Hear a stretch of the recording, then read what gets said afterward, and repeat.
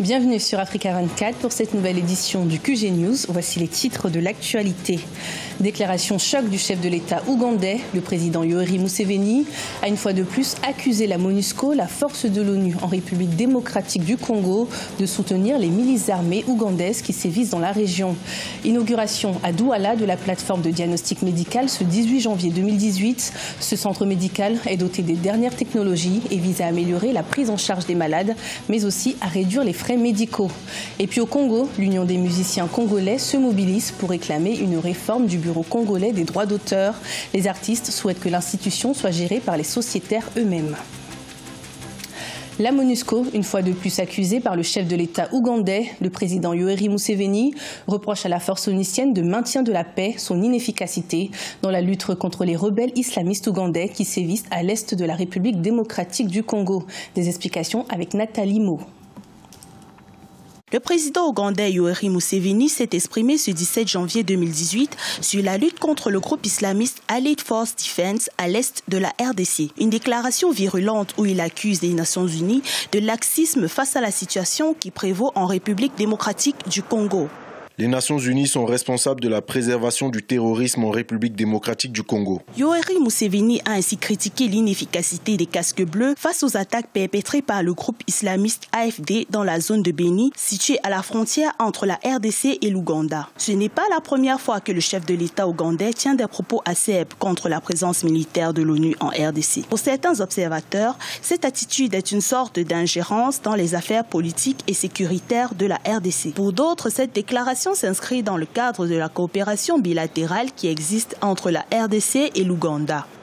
Maintenant, c'est une initiative personnelle, mais il faut comprendre qu'il y a des accords qui existent entre l'Ouganda et la RDC qui visent à une collaboration, une coopération militaire entre les deux armées. C'est dans ce sens-là que s'inscrit cette intervention. Et une fois qu'il existe des accords de coopération, de lutte des groupes armés, les accusations du général Museveni n'ont suscité aucune réaction de l'institution new-yorkaise. Le secrétaire général de l'ONU, Antonio Guterres, avait juste déploré l'assassinat des casques bleus de Béni. Il a estimé qu'il s'agissait de l'attaque la plus meurtrière de l'histoire récente de la force mondiale de maintien de la paix.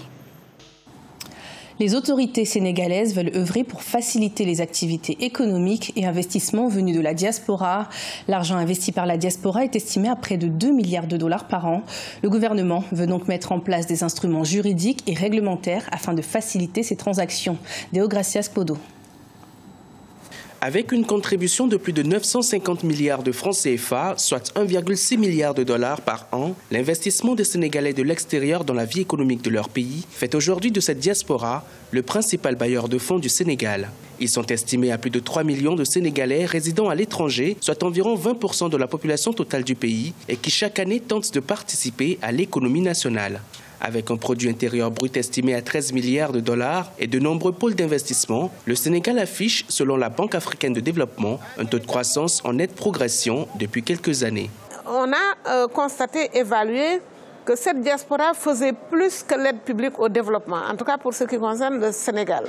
Et bien évidemment, nous avons voulu opérer avec cette diaspora un changement de paradigme. Nous avions déjà des fonds d'appui à l'insertion des Sénégalais de l'extérieur, mais en termes d'orientation de leur investissement.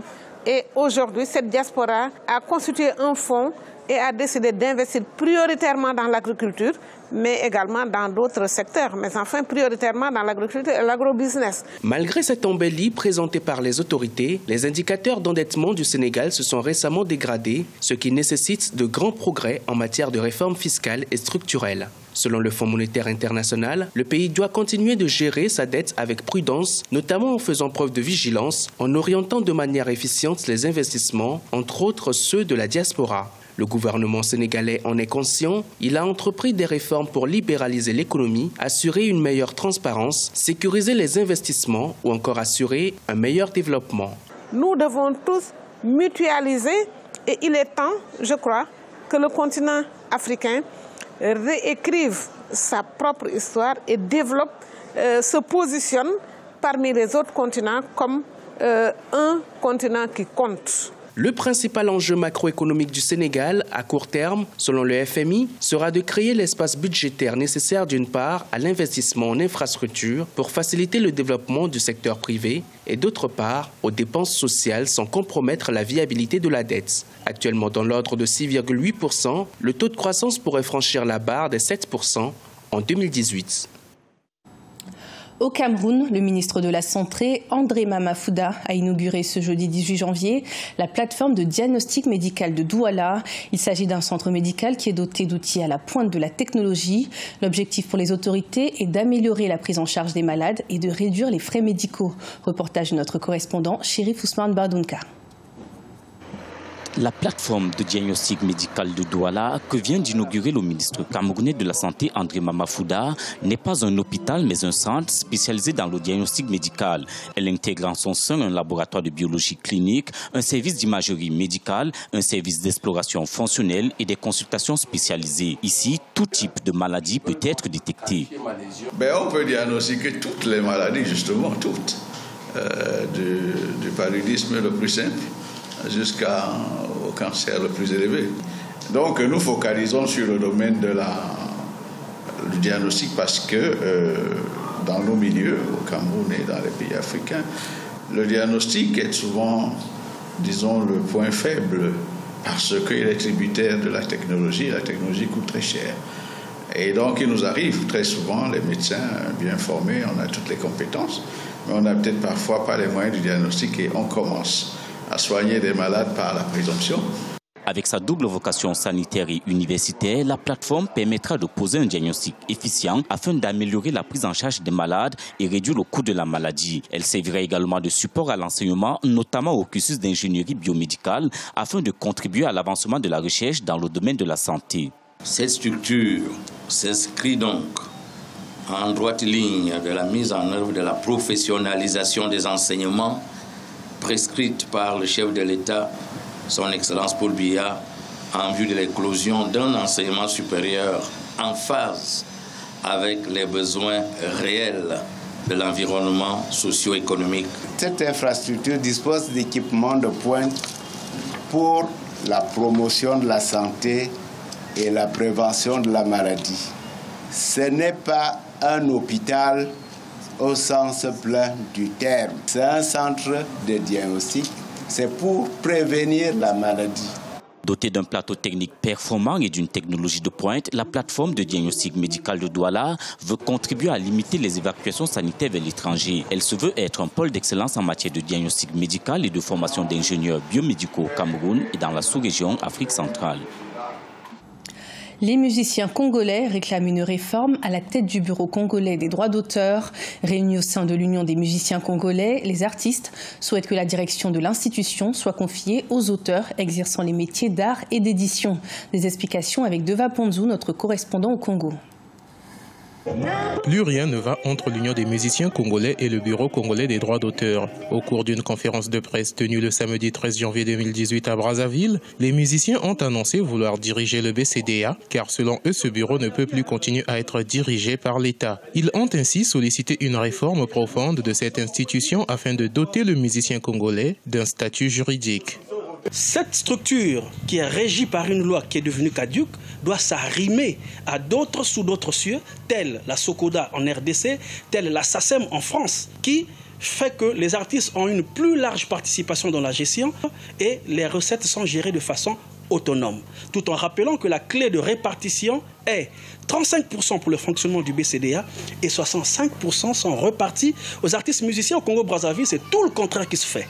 Les musiciens réclament depuis plusieurs années la transparence sur l'exploitation publique de leurs œuvres. Selon eux, les fonds reçus seraient maigres. Certains artistes perçoivent presque régulièrement des droits d'auteur à hauteur de 2000 francs CFA, alors que plus de 200 millions de francs CFA découleraient du recouvrement des droits d'auteur auprès des véhicules de transport en commun. Mais le BCDA travaillerait dans le sens de revoir à la hausse les fonds réversés aux artistes.